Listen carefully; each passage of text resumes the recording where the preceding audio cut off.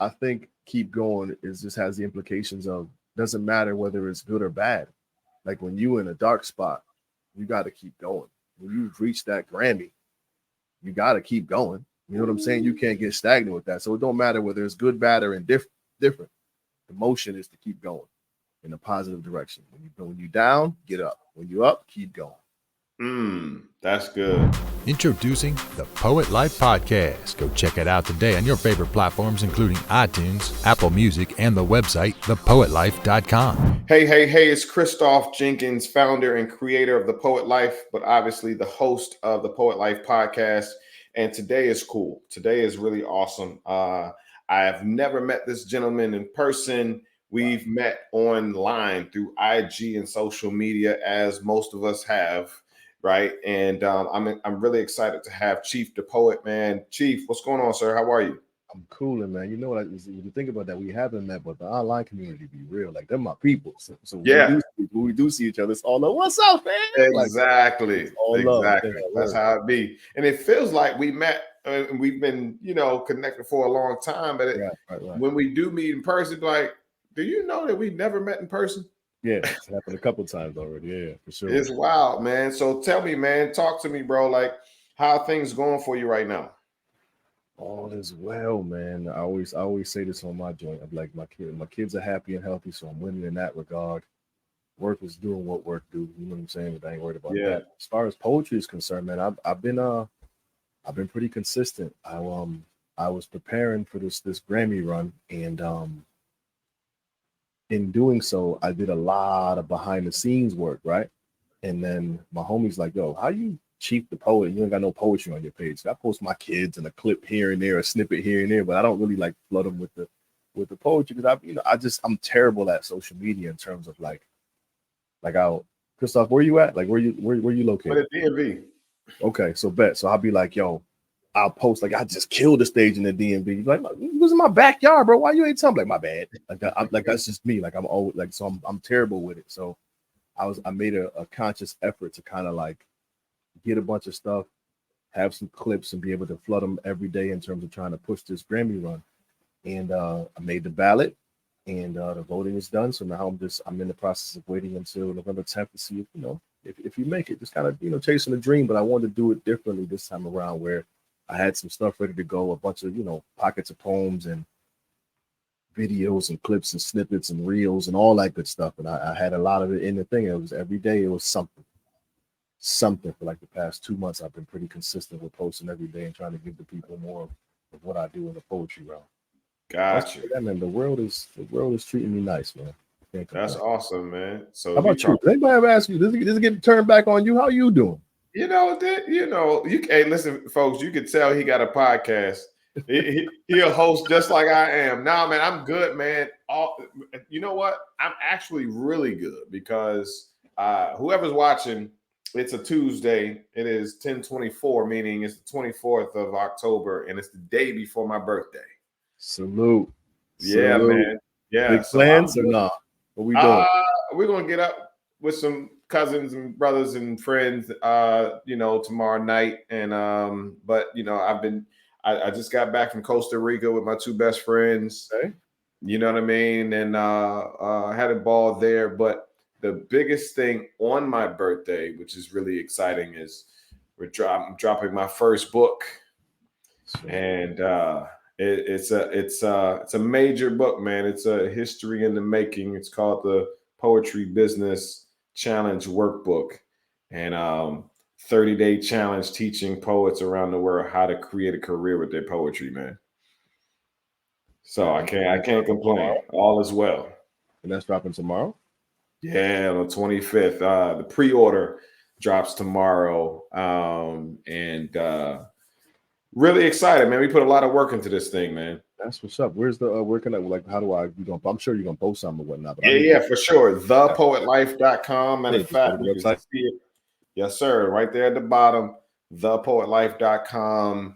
And it is us breaking, some steps down on how to go from being a poet with the poem to a poetry business owner that offers poetry as a service. Yeah, man. I'm definitely gonna copy your joint because I was in that realm and I still kind of feel like I'm in that joint. So Sure. I've recently kind of tightened up my business acumen.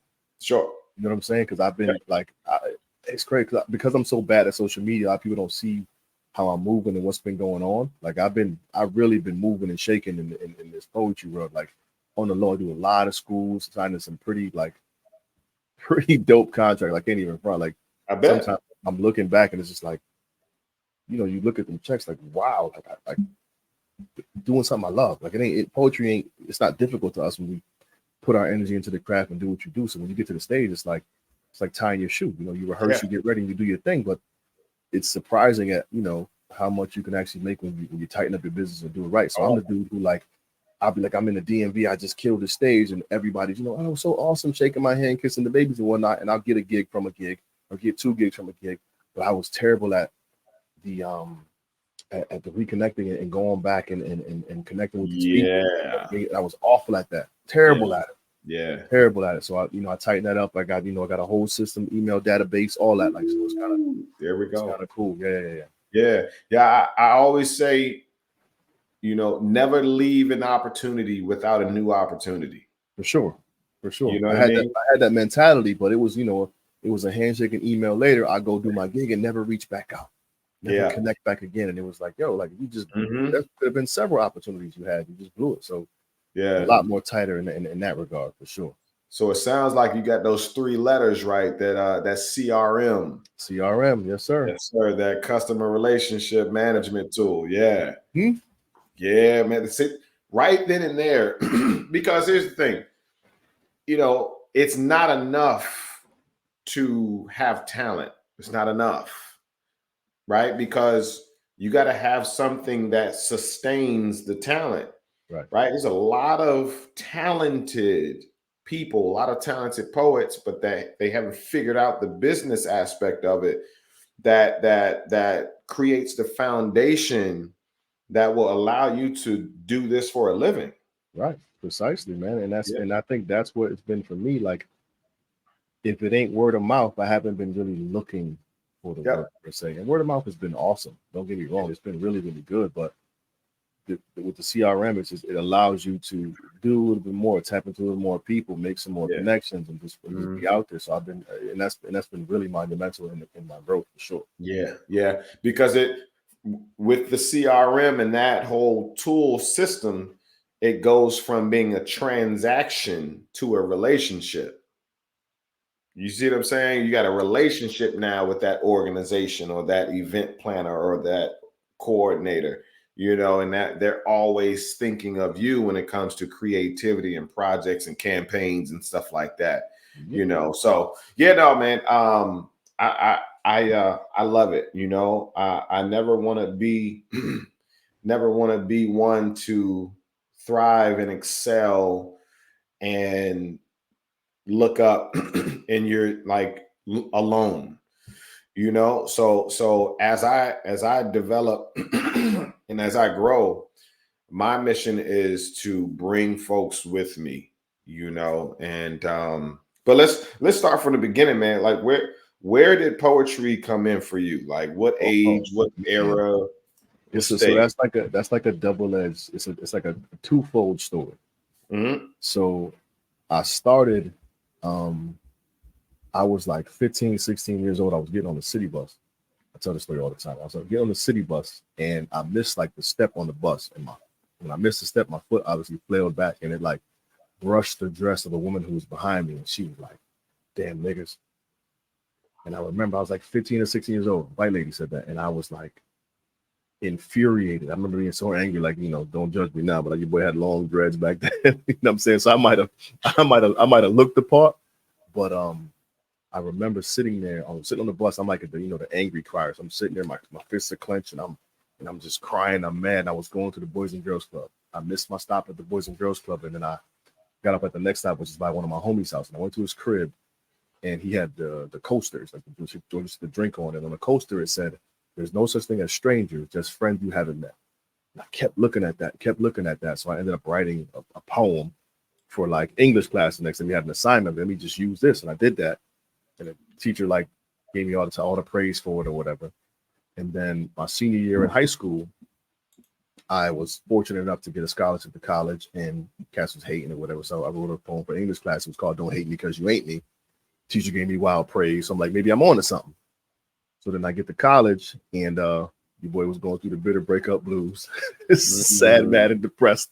Right. And I stumbled across an open mic on campus. I was like, what's this? I went in. It's like, oh, this is dope. I got some stuff I could read. So going through the breakup, I had wrote a poem. I go there the next week and I read a poem. And at the end of that night, dude walked up on me and he shook my hand. He said, I'm 55 years old. And you said something I've been trying to say my entire life. And I remember being like, dang, if my sadness and my sorrow can inspire somebody, then I'm doing the right thing. So I went back every week and read a sad ass poem. And like after like a month, he was like, damn, bro, you don't got nothing good going on in your life? And at that point, it was like, okay, now I need to kind of flip this. And then what happened was I went to see my homie at UConn, and they had a poetry event, and I went, and one of the judges for the slam was a dude I had seen on Russell Simmons' Deaf Poetry Jam. Shout out to my man KO. So I got KO's card, and I stalked homie for like 3 months. I called him like 3-4 times a week for 3 months, and he invited me to New York, kind of showed me the tricks of the trade, introduced me to New Yorican, and it kind of just took off from there, bro. Like it was like, oh, I saw you do that poem last night. Could you come do a poem in my spot? And it's like, oh, could you come over here? We got $50 budget. Could you come over here? We'll give you $100. Could you come over here? We got 200. Could we got 500? And it just kind of took off from there. And the more people you see, the more stages you get in front of them. Yesterday's price ain't today's price. You just kind of keep leveling up. That's fine. That's kind of how it happened, man. But yeah, the broker, I attribute it to. I didn't realize it was a way for me to kind of release until I looked back at it and go, damn, I did kind of write. I'm sure he called me the N-word. Damn, I did kind of write when these cats was hating. I was going through the breakup, I was writing, so maybe that's something for you. You know what I'm saying? And then it kind of, you learn how to cultivate the craft and mold it and shape it toward you. Study this person, study that person, meld them into yourself and make your own thing. It literally just took off, man. Like when I say took off, I mean for a good 2.5 years, I was moving. Like it was like, damn, this is what poetry does. I'm talking about. I'm overseas doing poems. Like this is what's up. Yeah, it was dope for sure. Oh, that's fire. I'm going places like I spent a week and a half in Finland. I didn't even know where that was. Like Finland? Finland. I couldn't even point it on the map. You know what I'm saying? Like I'm doing poems in Finland. So, all right, okay. Then why not full time? Would you say? Is it because, like you said, you don't have the business aspect rolling yet, or why not full time? I didn't. I'm literally just now turning into like developing more of a business acumen behind it. 2, if I'm being candid, fear. I got hella kids, and and I got stability with my job. Plus, I really do love what I do. My job is demanding and it's tiresome, but I really do love what I do. Being able to impact these kids on a daily basis makes a difference for me. But I think poetry, spoken word, motivational speaking will allow me to impact more people on a much larger scale. But I think if I'm being honest, I'm afraid to jump. I got you. Now, what do you do for a living? I'm the dean of students at a high school. I got you.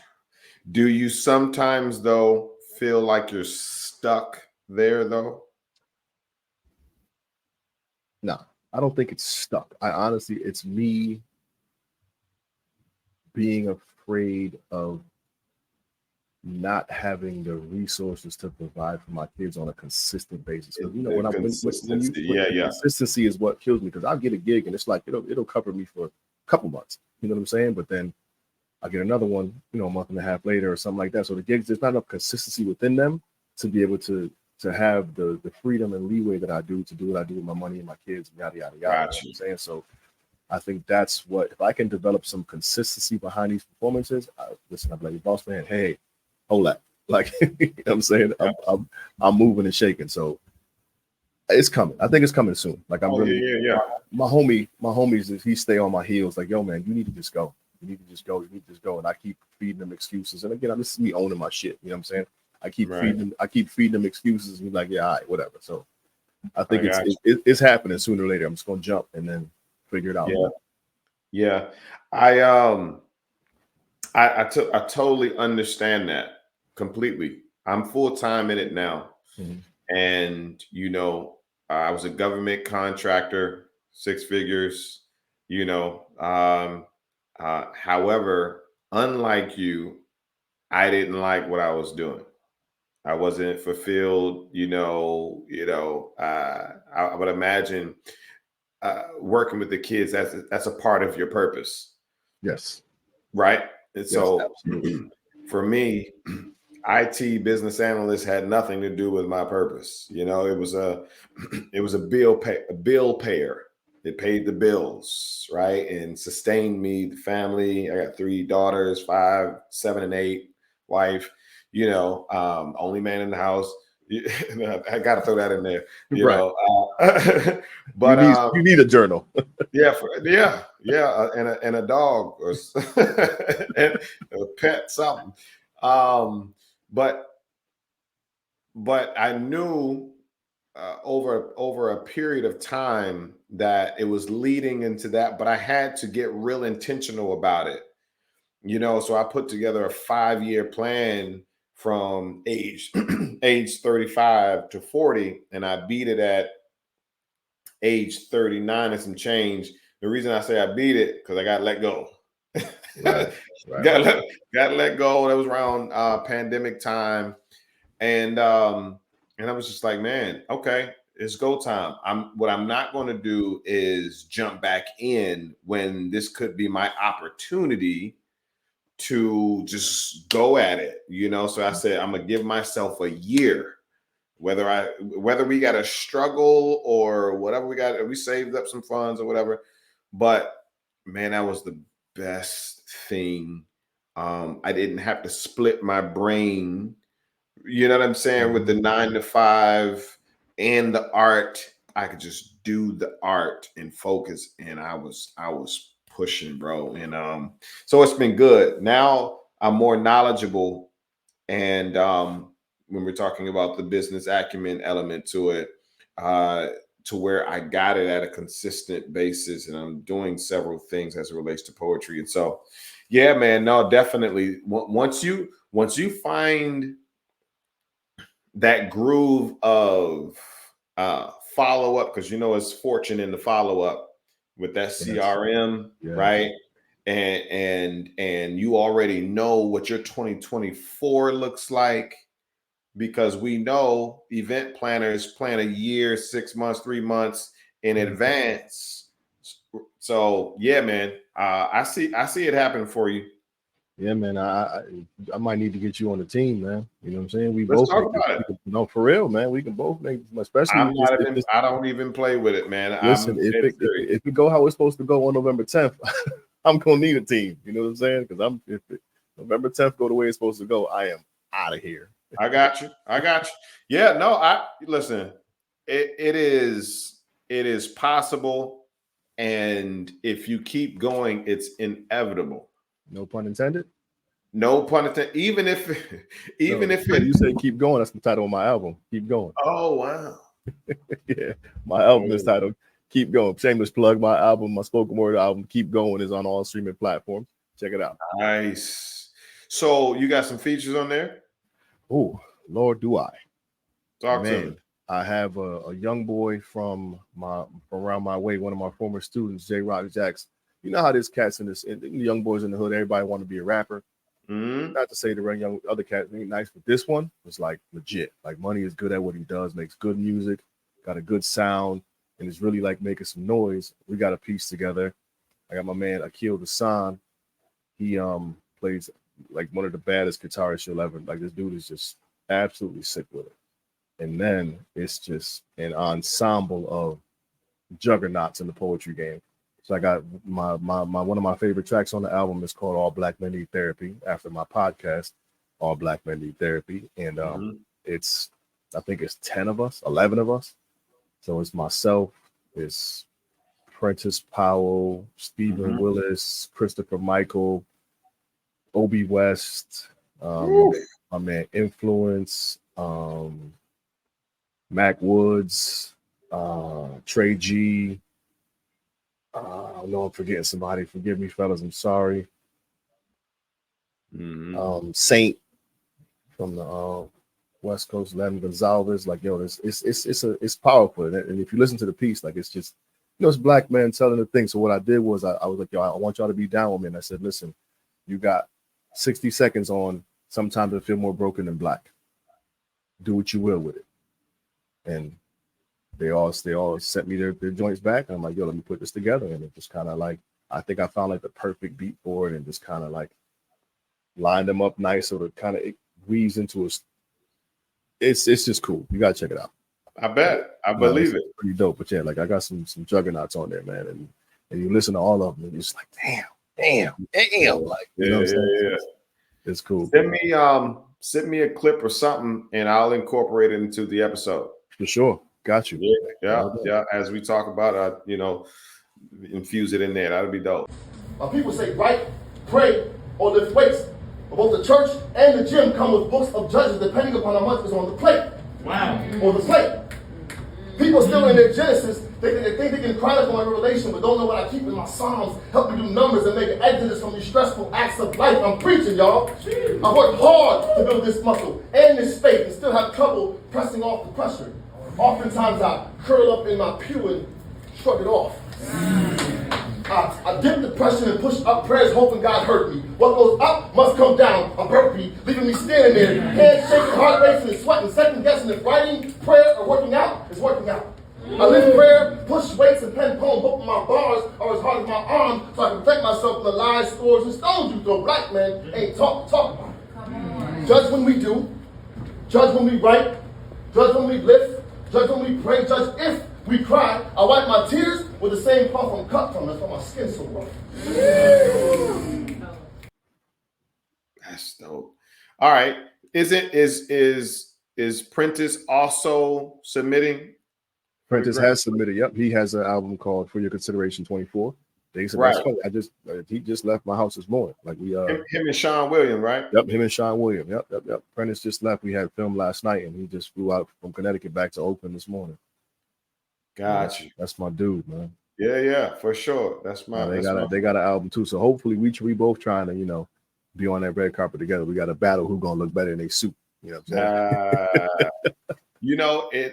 I'm learning that Grammy game is highly political too. Oh yeah. If you don't got a big marquee name and you don't know who you are, I've learned a lot through the process this year for sure. But I mean, I can only control what I can control. So I'm just hoping that some of them voters got their ear to my album, and I think if you listen to it, it's a pretty solid project, man. Like seriously, it's a solid project, and I think next to whomever the nominees are, I think I got a chance. I'm a believer, man. I like to manifest stuff, so I'm expecting on November 10th to record myself listening to them announce and hear my name and be excited. So that's awesome. How did you feel when you heard that there was a real spoken word category for the Grammys? It was like almost like a fire starter for me, because it was like, like we don't get the praise that we're needed, that we deserve. You know what I'm saying? Like we are just as entertaining, engaging, inspiring as your favorite rapper's favorite rapper, your favorite singer's favorite singer, but we don't have that same platform. So when they told me there was a spoken word category, this was years ago when I found out about it. I'm looking up nominees, and it's like Barack Obama, Dave Chappelle, Don Cheadle, and then it's Cheap. Like we ain't on the same level. You know what I'm saying? Right. We ain't on the same level. So when they told me we got one all to ourselves, like, okay, now it's an equal playing field. Now I'm with my peers, people who share the craft with me. Like there's no way none of us can compete with Barack Obama. You know what I'm saying? Like how you supposed to beat him out? Yeah. You dig what I'm saying? So when I found that out, I'm like, okay, now we got a chance. Let's put this work in and give yourself the best opportunity to help expand this craft. Because as much as it's about me getting nominated and potentially winning or whatever, like all of us want to put the craft on and put us in the light to where we can all start to eat from this. Yeah. So talk to me. Are you ready to win? Yes, I'm ready to change lives, bro. Like think about what that does. I mean, for anybody, when you put Grammy winner so and so, even Grammy nominated so and so makes Right. a difference. Like that opens doors for everybody. So now I get a gig X, Y, and Z. Hey, I got 4 other poets I want to bring me. What's up? You know what I'm saying? Now we all traveling across the world doing some poems. So Yeah. it's about putting your people on, man. I firmly believe that. You see, I got one track with 11 different dudes. You know what I'm saying? Like, Right. if I win, we all win. Now they can Yeah. all put Grammy winning or Grammy nominated on their joint. Right. You dig what I'm saying? So You know, the reason I asked that, because I know I got kids. How many kids do you have? So it was funny, man. I met a woman the other day. We was talking and whatnot. I'm like, she's like, how many kids you got? That's a trick question. Because I have 3 of my own. Got me too. I have 3 of my own, but I have an adopted son who's 20, and I have 2 a set of twins that I inherited from a buddy of mine who passed away a long time ago when his baby girls were like 3. So I kind of like, I treat them like my own. So in all, it's like 6, but 3 biological children that belong to me. Got you.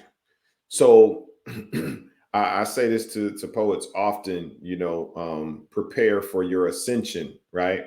Mm-hmm. And that's what I mean by like, are you ready to win? Like, because winning means your life changes and your routine and your daily to-dos are completely different.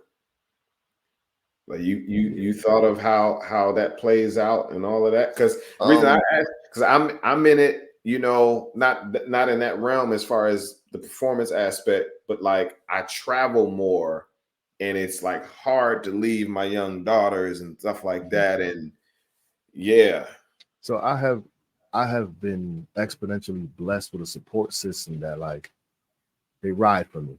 So I have that liberty to kind of get where I got to get and get back. But like, there's been times, bro, like where I've had a gig in like Texas. I'll fly to Texas and then be on the first thing smoking that night so I can get back to my daughter's game the next day. Right. You know what I'm saying? So and that's the dedication I have as a father, because I mean, Pope being a spoken word artist is awesome. It's dope and it's fulfilling, and it's saved my life. But it ain't nothing more important to me than babies. You know what I'm saying? No. So I'm on the first thing smoking. But it's crazy. I had it like, and this is a true story. My day. Ready? I get up at 6:50 in the morning. Drive my daughter an hour away, so she got to be there an hour before her game. Right? Drive back an hour to see my son, my 4-year-old, play soccer. He's 4. He playing soccer. They ain't doing nothing but running around. You know what I'm saying? Kicking dirt. So I run there. I drive back an hour to see my daughter finish, because she played a doubleheader. Go see the second game. Her teammates drive an hour the other direction to go perform, and then drive another hour back to go see my middle son playing flag football. Like, and this is just all in one day, but I'm moving and shaking just so I can be where I need to be when I need to be there. And that's just what we got to do as parents, you know what I'm saying? And performers. So I'm not opposed to riding the wave and doing what I got to do for my baby. So if I gotta shake some things up, they understand. Right. If I'm not there, they know that what it is. They know daddy's out here working, trying to provide for them. Got you. Yeah. No, I think that's important, man. Is to know that it's coming. It's coming, bro. Like, it's like you said, the name of your album is Keep Going. If you keep going and you keep progressing, you're going to win. Right. So I'm excited for you in that regard, man. And so how is it being with and on the level of the Prentice Powers and Sean Williams and all of the poets that you are comrades with, and seeing how they're flowing, they're seeing how you're flowing? Like, is it a like a fraternity of sorts, where you're boosting him up, they're boosting you up? What does that look like for y'all? Yeah, it's interesting, because I don't know if I have very many. Like, we definitely the phrase iron sharpen iron. Yeah. So there's a handful of people that I like bouncing my ideas off of and get some work from, and like, we workshop some different things, because I'm the guy who, like, I always have a brilliant idea and have trouble like flushing it out. So I'm like, what do you think about this? What do you think about that? And then once I get some direction, I'm like, I'm moving with it. But I think the fraternity is tight. We all, feed off of each other. Well, the guys I personally associate myself with, but I've been in some crowds where it's like they don't want anyone who can potentially threaten their shine. You know what I'm saying? And I'm not. It doesn't matter to me. We all gonna eat and we all gonna do what we got to do, and hopefully you return the favor. I'm big on the reciprocity thing. I want to the golden rule: treat others how you expect to be treated. You dig what I'm saying? So if I put you on to something and you doing well and I see you shining and you have an opportunity for me, hit me up so we can both we can do this thing. And if you don't, then it is what it is. But it just shows the relationships I have. We definitely got each other's back, and I think that's super cool. That's good. That's you got to have somebody to bounce your work off. But as writers, we are like our hardest critics, man. Like right. Yeah, definitely. So have you seen their business acumen, elevate to where you're like, I need to, all right, it's time. You know what I'm saying? I need to, they found their flow, in their consistency and stuff like that. How's that compare contrast amongst your folks? I think we're all still trying to find that groove and how to make this a career. Got it. You know what I'm saying? Because in your element, you're doing a lot of different things behind the scenes and making things happen and plugging people and putting people on and whatnot. Yeah. But in my case, I'm like a one man team. Like I'm the performer, I'm the writer, I'm the negotiator, I'm the agent. You know what I'm saying? And it's a lot. It becomes a lot for real. It is. So I think we're all trying to like find that lane to where we can achieve those levels, because it does level. Because again, like people see us on, you've had a couple TV appearances and been overseas and did your thing, but like that's that moment. Yeah. And it's not like, it's not a consistent run of television or a consistent thing where you're going overseas and bouncing around. You shine in February during Black History Month, and now you chilling for a little while. Yeah. And then it pops back up, and then you chilling for a little while. If I can get that consistency, it really changes. It changes the game significantly. Yeah, definitely. It's time to create an unforgettable experience at your next event with The Poet Life by booking a keynote poet. Poets excite your audience with motivating messages, charismatic delivery, colorful rhythm, powerful prose, and heart-filled stories with a style of spoken word that's tailored specifically to your event. The Poet Life has keynote poets in your city of all ages and backgrounds. Visit thepoetlife.com to learn more and book your poet today. Definitely. What other than performance poetry have you gotten into as it relates to poetry? Outside of performing, I mean, there's always workshops that you do when I go to school. So you offer the performance component of it, and then you're doing workshops with the students and writing, writing sessions and so on and so forth. I've curated a bunch of shows around the way. Like I like putting people on. There's times where I've went upside down trying to just bring people in and just give people opportunities to experience poetry. I can remember one time I did a joint around my way. I think I was down $2,000. Yep. But the people had a good time.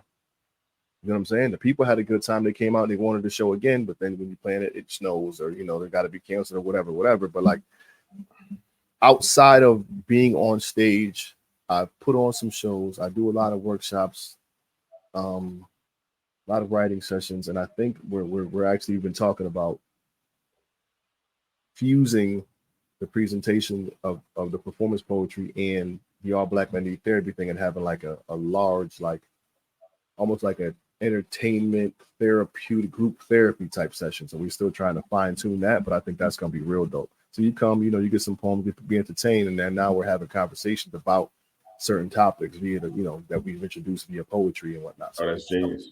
Now it's gonna be dope. Yeah, now the guys from my podcast we've been talking about. It's gonna be cool, man. Yeah, no, that's perfect. Because in my teachings, I teach to leverage all of what you have currently going on, right? Podcast, perfect subject matter, because that's heavy on internet. You know what I'm saying? That subject, right? But also the artistic element to it, which is also therapy, You know what I mean? And but one hack that could help a lot is to start reaching out to organizations that advocate and fight for that whole Black man needs therapy element. You know what I'm saying? And even partner with therapists. Yep. You know what I'm saying? And create a whole situation where you got therapists incorporated into it, and these organizations, because they already are looking for creative ways to engage their members and the people that they serve. They can come straight to Chief the Poet and Princess and you all's team, Mm-hmm. and that's a service that you provide. We've partnered with a couple right now to where, like, if you branch to their website and type in the code ABMNT, like, you get like 20% off of your services and whatnot because you found them through us and whatnot. So we partnered with some people. We got some cool things going again, Nice. just because we're all, it's kind of like, it's not an excuse. We're all like super busy, got family. So it's hard to like, it's not hard. We just have a difficult time dedicating the sincere energy we need to making this thing pop and really go. So we're moving in that direction. Once we have conversations all the time about holding each other accountable and doing what we're supposed to be doing, and we're moving in a good direction right now, for real. It's gonna be some great things to happen for sure. That's dope, man. And I've caught several of y'all's episodes. Y'all got some good conversation. Appreciate you, man. Yeah, they lit my ass up last night, man. had your boy on the hot seat, man. What was the topic? We had a couple of them, man. So last night we talked about because both of my guys are married, and I'm the only single one. So one of them was, are you qualified to marry? That was a conversation we had. Like, do you have what it takes? Like, would you marry you? You know what I'm saying? That's the conversation we had. When you got to dissect yourself and be like, you know what I'm saying? So we talked about our strengths and weaknesses and how we apply them to relationships. And then the other one was taking the high road. And where oftentimes we have to like kind of combat it was crazy. That conversation was pretty dope because we had a conversation about how one person tries to preserve their integrity by not resorting to conflict, while another person protects their integrity by resorting to conflict. And you can see how the rationale behind them both, like, they both make sense. You dig what I'm saying? Like, so it was a real cool conversation we had last night too. But yeah, they had you go on the hot seat, man. Like, it was, but you know, when you got people who hold you accountable, it just makes for a better you. For sure.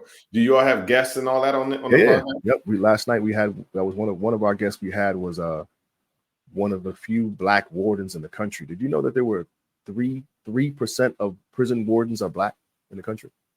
I didn't know there were any. Yeah. So and it's crazy because the dude, we grew up with him in the projects, whatnot. Like, he from the projects, and he is the prison warden in Connecticut here. And like, and that's like cool because, you know, around the way, what we said it last night, like, when you grow up from, you know, when you're in the inner city, successful jobs look like if you work in the school system or you're a corrections officer for the men, you know what I'm saying, or you're a mechanic. Those are like the successful things, you know what I'm saying? So when none of them have aspirations to be a CO, to be a warden, they'll be the CO and hold down the fort, but they ain't trying to be a warden. This dude is the warden.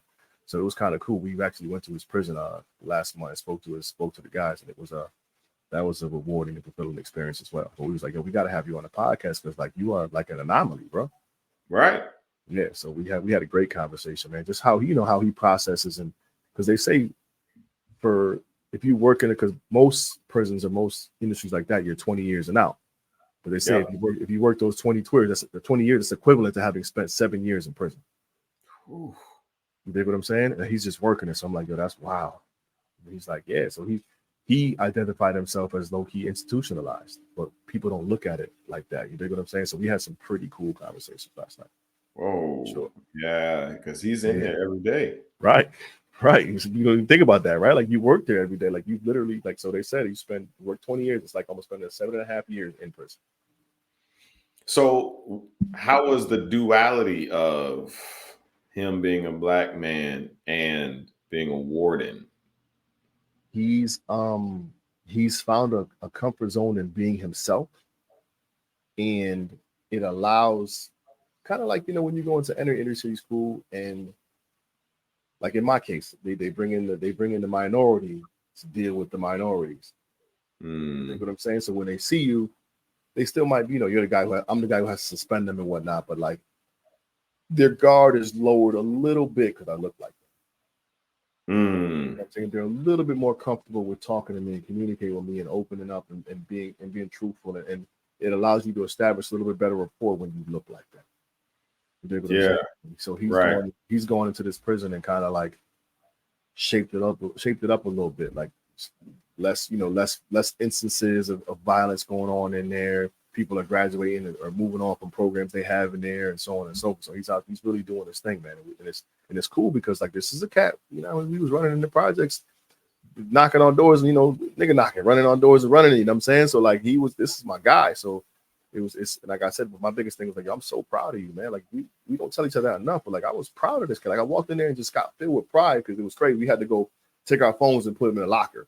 Mm-hmm. The dude gave us the key and whatnot, and he came out. No, they with me. I got it. And I was like, that shit is cool. Like my guy is I'm with him. You know what I'm saying? Like, so it felt good for real. It did. Wow. What's the mission for you all's podcast? It's just to encourage and foster comfort in finding therapy, seeking therapy, and our mission or our goal or our niche is in the most non-traditional therapeutic session or fashion. Gotcha. Like you ain't going and laying on a couch. Like this is just the homies talking to the homies, but holding each other accountable and really pushing each other to be introspective and find those parts of you that you might have been lying to yourself about, or that we don't know what we don't know. We don't know how other people view us, essentially. So we have these candid conversations, just kind of push the envelope and get people to talk. And it's cool because my other man, Bell, who's on the podcast, he's real in tune with his emotions, but doesn't necessarily display them. And I think like 2 episodes ago was the first time he actually like cried. He got teary-eyed on the episode. I'm like, yo, look what this is doing for us, bro. Like when we first started, it wasn't a chance in hell you was gonna come closer to expressing this type of vulnerability. But because we've had these conversations and you've fallen more comfortable in it, now look at us. We're moving in a good direction. Yeah. It was kind of cool. That's fire. It's That's dope. awesome. Have you thought about ever doing a live podcast, as in like, as an event? We were going to try it last night, but we moved. It was just because Prentice had a gig in New York Sunday, and we were going to try to have a live audience on Monday, but the space we were in, had a meeting prior to, and we were just like, we didn't want to really have too much going on. So we're going to try like with a small, like intimate crowd, maybe like 25 people if we could, just come and get a live small recording and see what that was like, and then try to branch out and do it differently. But that's when we started having a conversation around why not make it like a performance night / panel discussion / you know what I'm saying? So we're brainstorming right now to put that together, but it's going to be dope. It's going to be, you're going to see all Black men need therapy on stages across the country real soon, man. So I'm super excited for that movement. Yeah. Again, that's something that I'd love to pick your brain about and kind of help us, flush this out and really make it worth something. Most definitely. Yeah. Let me know, man. I like I said, I've checked a few episodes out, man. I love the direction and the subject matter because it's necessary. For sure. It's very necessary. And, there's more platforms that need to be lifted up, where it's uplifting Black men and minorities in the taboo. Why they're taboo? Whatever, I don't know, but the taboo conversations, which one is therapy? Yep. Yes. Yes, for sure. Yeah, for sure. I think creatives, I think people in general need therapy. 100%. We just want to focus on because we need it more than especially because so it started for us at the height of the pandemic. And at the height of the pandemic, like we in the middle of a pandemic, Black men are getting killed left and right. Black men and women getting killed left and right. It's like 2 pandemics all at the same time. No, that's the great way to put it. It's literally like 2 pandemics. I just remember one day we sitting there and it's like it's just heavy. Like we watching the stuff go down. It's like, yo, man, we're not well. I'm like, fam, I don't even want okay. We're not okay. And we have these conversations. We have this conversation. It's like, yo, people need to hear this, bro. Yeah. And my man was like, and I've been trying to ask because we have these conversations all the time. This is one of my best friends. You know what I'm saying? So we have these real deep conversations. Like, people need to hear this. And he's like, nah, I'm not with the podcast stuff. And then we talking one day, and he was like, he said all black men need therapy, and I was like, nigga, that's it. I was like, that's the podcast. I was like, that's the podcast right there. He was like, I can get down with that, and that's kind of how it happened. Do people reach out to you?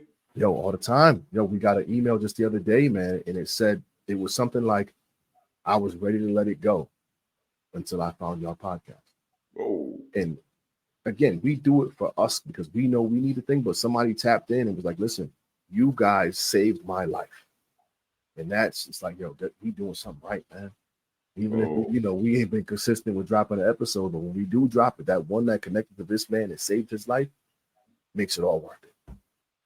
But we get emails. You know what's interesting is we get a lot of black women are like our biggest supporters. They're always emailing us like, what I want, help me with my husband, my son. Like they're constantly looking for ways to kind of help better the men in their lives. So that's pretty dope too. That's real. I can imagine that. Have you thought about, how Steve Harvey has the strawberry letter? Have you, since you all get feedback and if you chose to solicit, feedback, have you thought about, reading somebody's letter, the black man's letter? We've had people email us topics, and we've done episodes specifically catered to whatever the email was.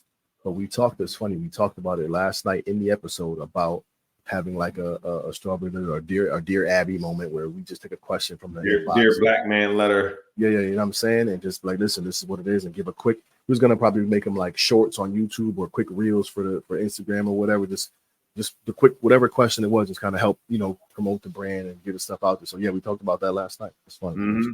Yeah. That'll be dope. That's good stuff, man. What about incorporating poetry at all on the podcast? You know what? We never a couple episodes was the first time we incorporated. We talked about talking about how the podcast started, and Prentice did a poem with his son. We just put that link in. I think the last episode we dropped. But other than that, we haven't really touched on poetry. Now here's the thing: we wanted to. So we've had some pretty marquee names on the episode on episodes in the past, and we kind of we try to get to the man rather than the celebrity. And we kind of strip you of your accolades. Like we don't like at the end of the day, bro, you still human and you still want us. You know what I'm saying? So let's talk. Let's have this real talk. Yeah, you got this fame and this bread and this glory and all that good stuff, but you go through shit too. Right. You know what I'm saying? So let's have these conversations, and we'll talk about what they do for a moment, but at the end of the day, we try to bring it real surface level. So like it's just the homies in the room. Gotcha. Yeah, I it's interesting you took that angle. I was just talking about how one of the pieces could supplement or complement the conversation. Yeah, and so that's kind of I think what we're looking toward more towards the live part of it. Like got it to encompass it makes it a little bit more engaging live to see some performances, and then we take remember this line in the poem. How many of you have connected with that? You know what I'm saying? And now we're fostering conversation around the entertaining component of it, and it really gets deep. So that's gonna be sweet. Yeah.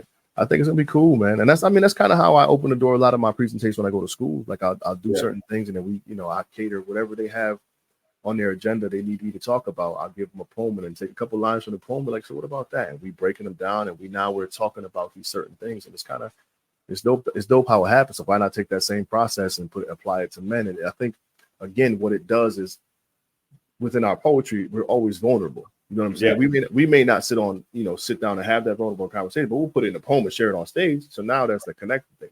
And if we connect with you emotionally, we got you. So think about it, Christoph. Like if I'm in your spot and I make you laugh hysterically, you leave like, yo, this cat cheap was so funny. Now they want to know why I'm so funny. If I piss you off and you don't like me no more, I can't stand this cat, whatever. They want to find out what pissed you off.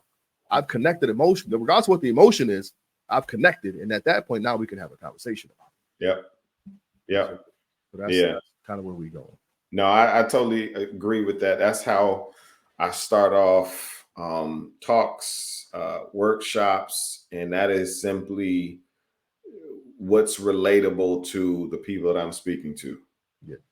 You know what I mean? And so it's not like, all right, today we're going to do this. No, it's like, what's going on? What y'all got going on? Mm-hmm.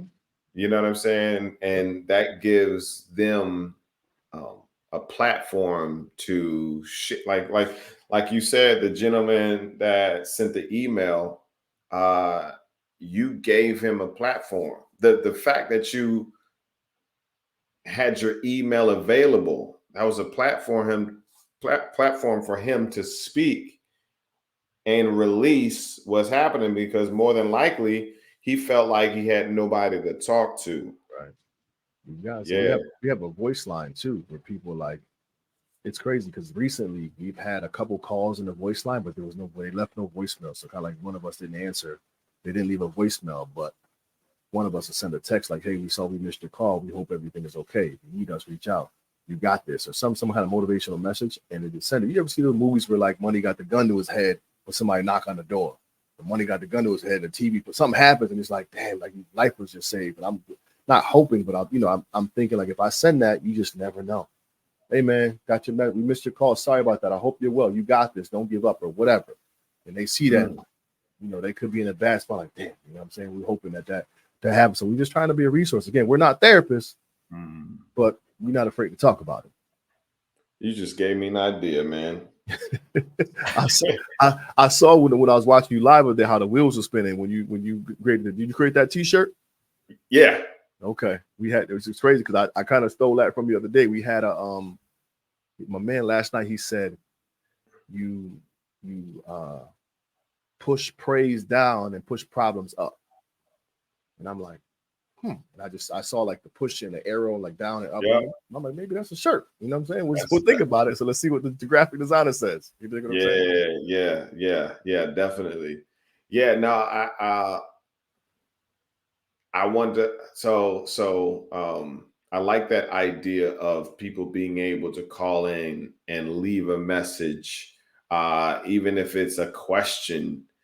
You know what I'm saying? And that could be incorporated into the podcast to where, especially if they're asking how, because on our end, it's about education and engagement, right? So it'd be awesome to have like a Google Voice number that they can call, leave a voicemail, and we answer that on the podcast and things of that nature. So it's funny you say that. So I don't know if you can see it, but yeah, you see how like those two are lit up?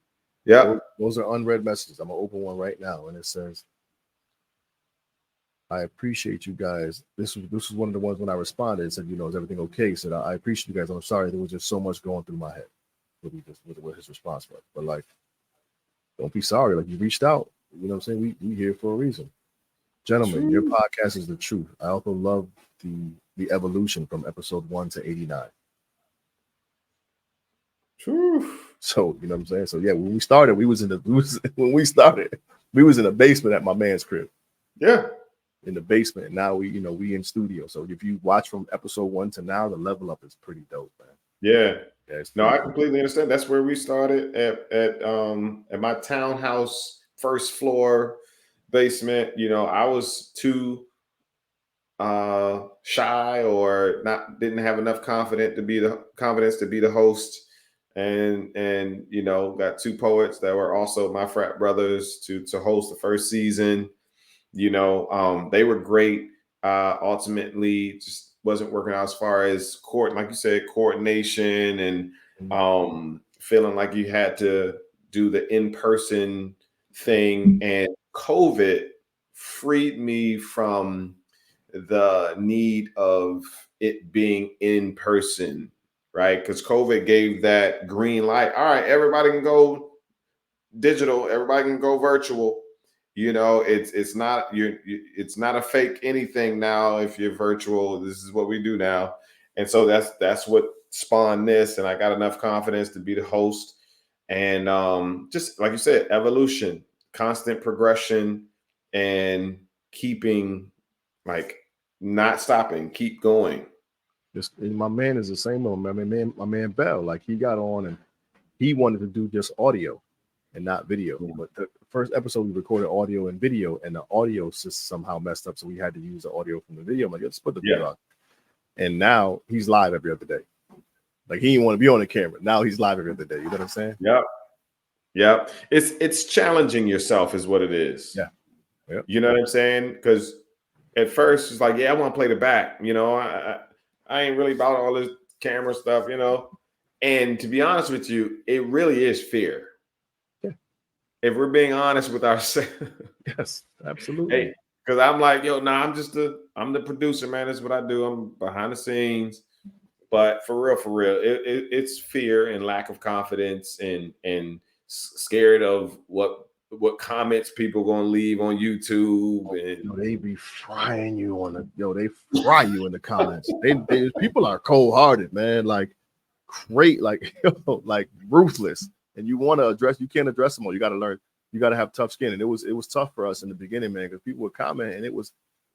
I think I posted a video. It was myself and my daughter. It was a song played on, and I was singing it to her, and she started crying, and then I started crying. I just posted the video and do like, oh, this sucker cat posted pics, posted videos for likes and blah blah blah. I'm like, yo, this is a genuine moment, me and my baby. You know what I'm saying? I felt like sharing. You know what I'm saying? But it was like I wanted to fry home, but like, yo, you gotta lay low, man. These people are just, it's keyboard thugs, man. No, keyboard thugs for real.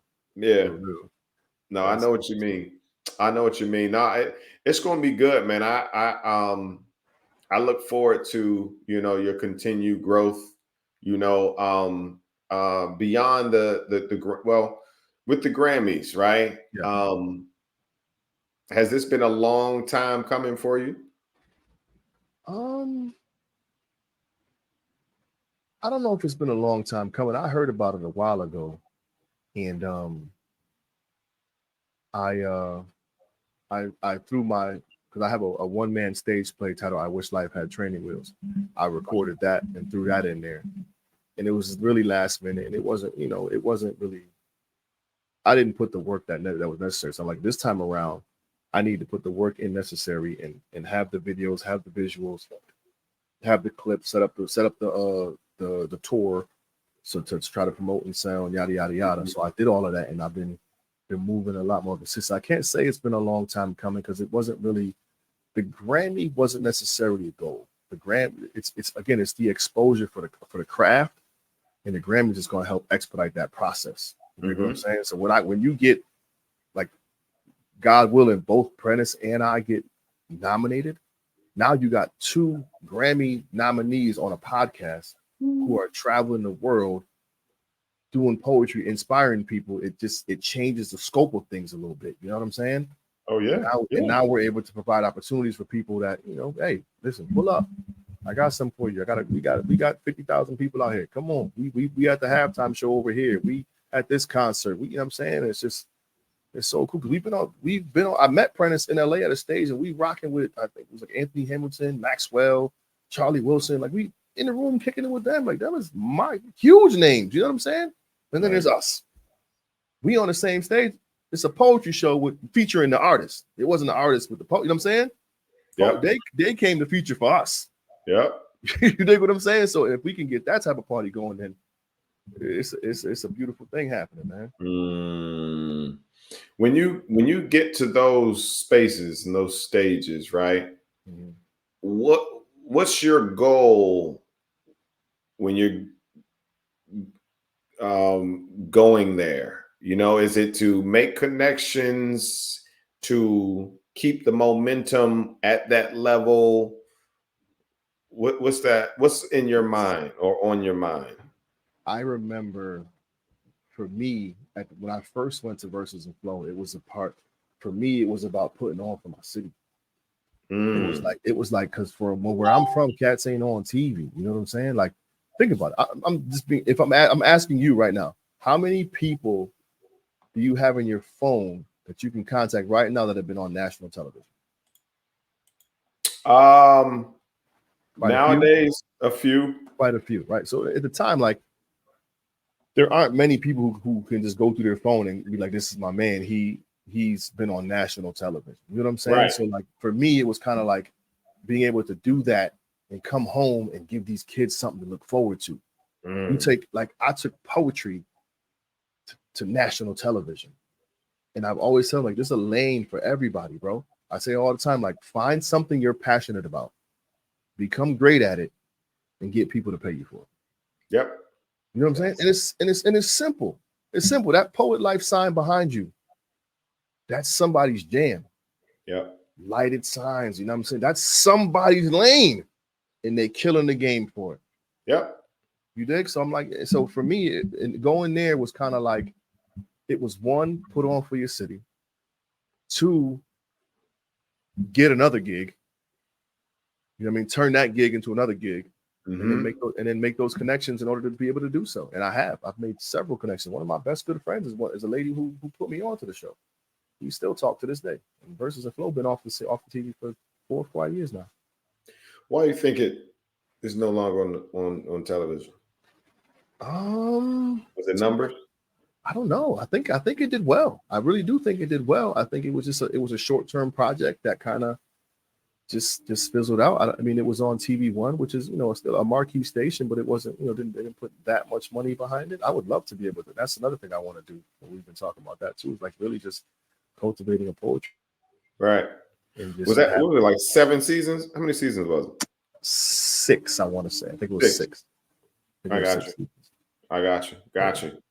That's beautiful, man. All right. So talk to me about the near future. I know November 10th and everything. What's your I was gonna say the tail end of your year, but what does your Q4 look like? Your fourth quarter and the start of next year. And this is cool. So the fourth quarter for me is I've got a couple projects coming out, a couple visuals to coincide with the album that's coming out right now. The album's been out.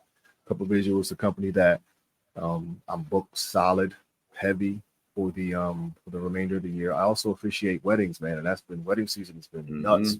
I've had a wedding every weekend for the past 3 months. Whoa.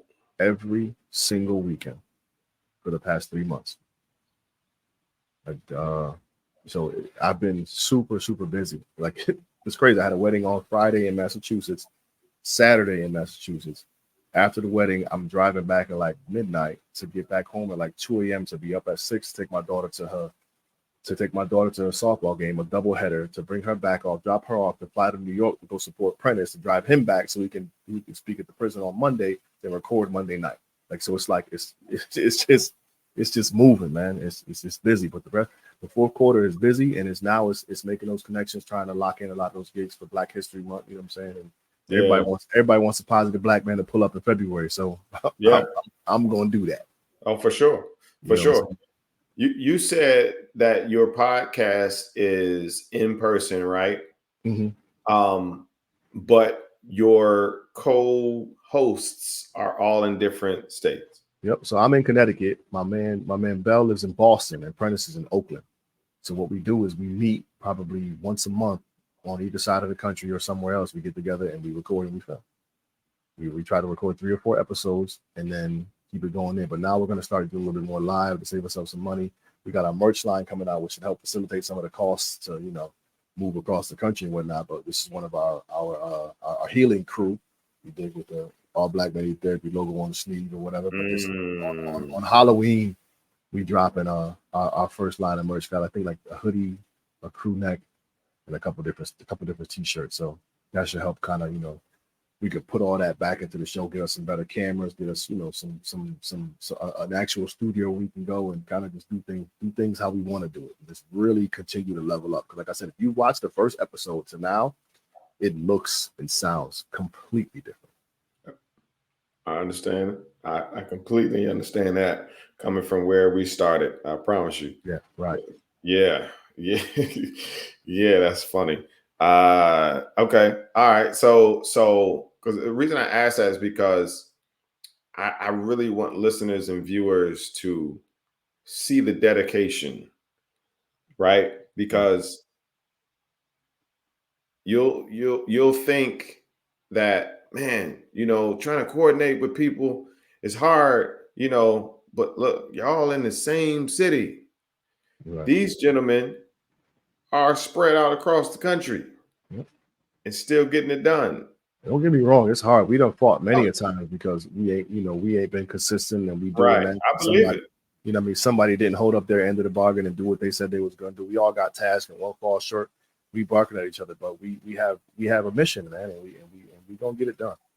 That's beautiful. That's dedication, bro. Y'all got y'all long distance hosts.